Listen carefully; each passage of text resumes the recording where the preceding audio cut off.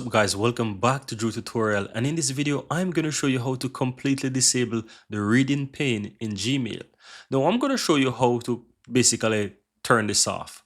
Now if you're inside Gmail guys and you click on an email, right, the email basically opens up like that, right?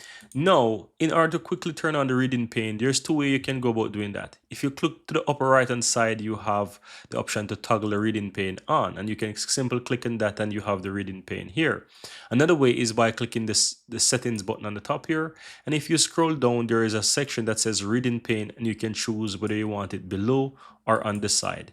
Now the easiest way, or let's say the default way to turn this off, is to simply choose no split, and that's basically will turn it off for you like that. But what if you want to completely turn this off or completely remove this or disable this? It's very easy to do as well. All you have to do is click your settings on the upper right hand side, go to see all settings here guys, then click on your inbox, and then when you scroll down a bit you'll have a section called reading pane. It's currently enabled, so if you enable that or disable the checkbox there really and click on save settings or save changes, it will completely disable.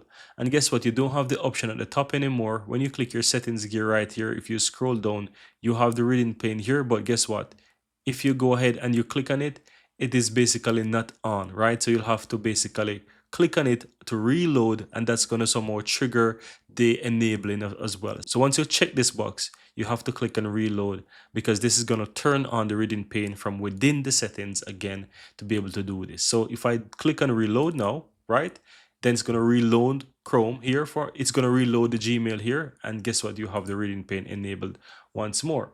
So that's how you can easily do it. But if you want to turn off this feature here, that's how you basically do it, by going to your settings, then your inbox, and then you can uncheck this box and click save changes, and that's it.